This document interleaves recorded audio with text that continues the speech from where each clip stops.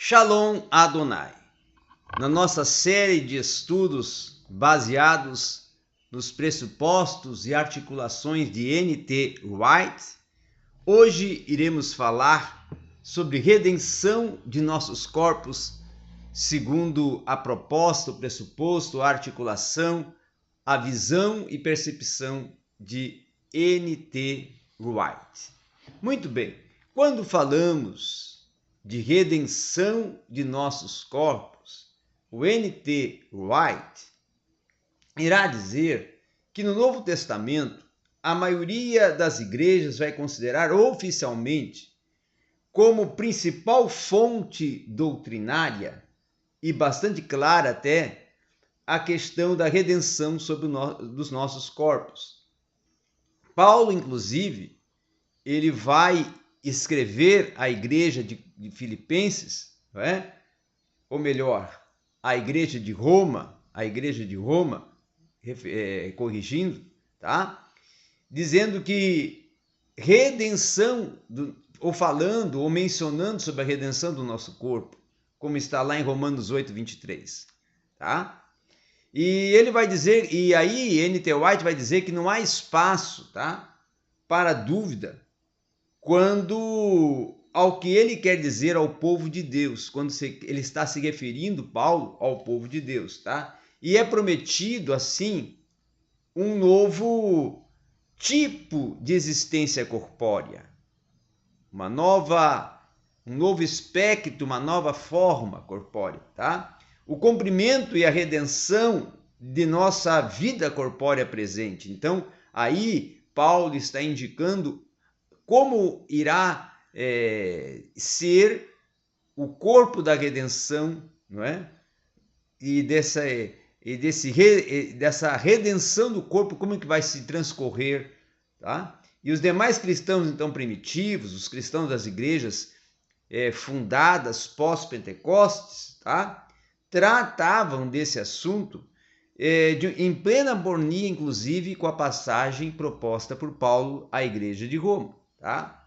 Essa expressão, por exemplo, expressão de esperança, inclusive, na ressurreição do corpo, ela tem estado em uma tal desarmonia com o pensamento e a proposta cristã prevalecente ao longo dos anos, tá? Principalmente no que se tange à questão do distorcimento que ocorre, segundo o N.T. Wright, de alguns fatores e elementos propulsores desse assunto, tá? Ele vai falar, o N.T. Wright, que a proposta dele sobre a redenção do nosso corpo inicia com a imagem tradicional de pessoas, tá? Indo para o céu. Então, ela tem um sentido escatológico, tá? Indo e também automaticamente ou indo para o céu ou indo para o inferno. Ou um caminho ou outro, né?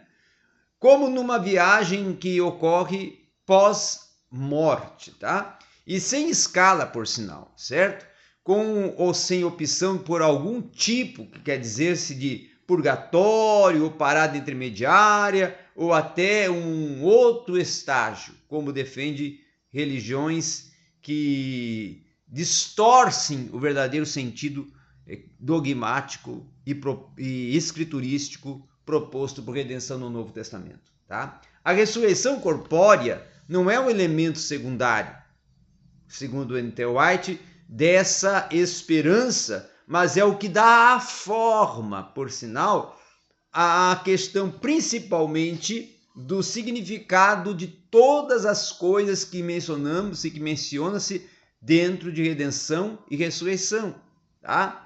Então, ao abandonarmos, por exemplo, por completo o que alguns têm feito de um modo, vamos dizer assim, explícito, nós podemos dizer que perdemos, inclusive, questões relacionadas a componente suplementar e também perdemos o componente principal se começarmos a fazer articulações que não vão ser pautadas no princípio motor e fator central deste pressuposto, tá?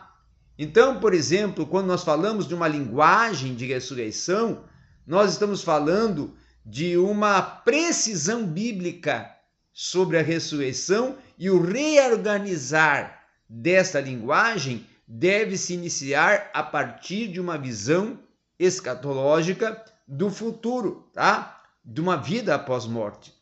Então, nós podemos dizer que nesse aspecto, o N.T. Wright vai dizer, inclusive, que o texto de Colossenses, capítulo 13, versículos 1 a 4, ele, de uma forma semelhante, ele está tratando que Cristo, que é a nossa vida, tá? Há de se manifestar, e nós também seremos manifestados com ele em glória. Então, confirmando a vida pós-morte e a ressurreição corpórea.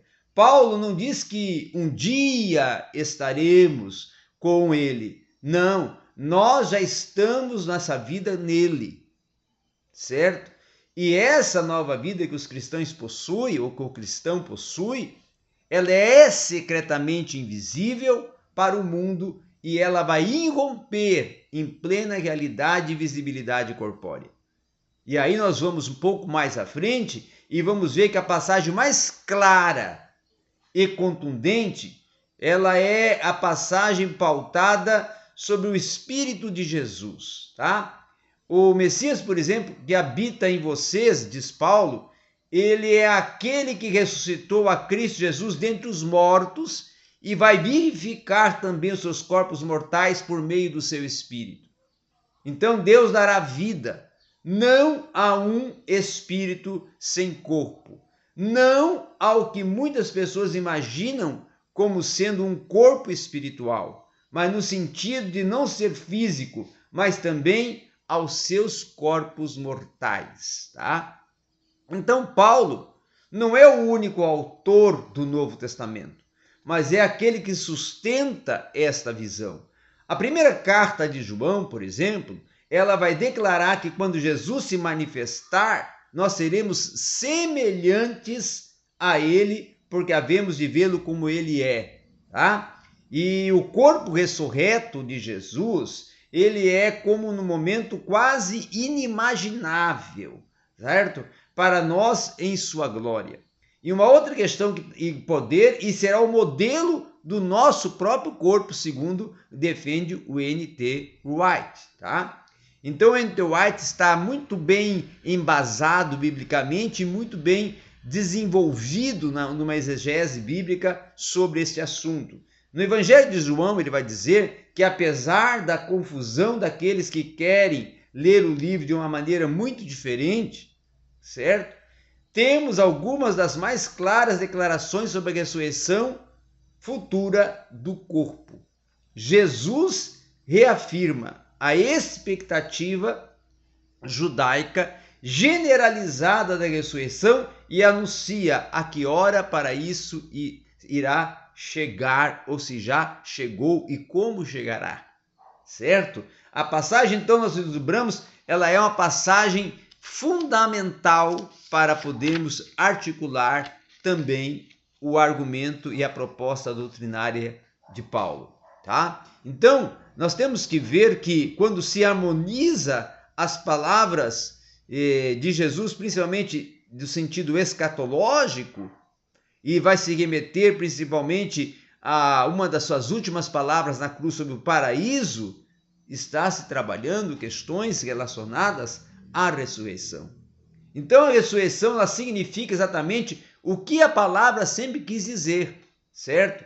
Que ela é tanto para aqueles que não acreditam nela, certo? Como, por exemplo, os antigos povos pagãos, como também para os que acreditavam, como muitos judeus antigos. E não é apenas uma maneira de se referir à vida após a morte, mas é uma maneira de falar sobre a nova vida corpórea após algum tipo de existência após morte, ou seja, vida após a vida após a morte. É isso então que vai defender o N.T. Wright e vai articular sobre a vida após morte e sobre a ressurreição dos nossos corpos, certo? Então ele confirma de uma certa forma bem equilibrada e contundente sobre o que está defendendo e postulando o apóstolo Paulo.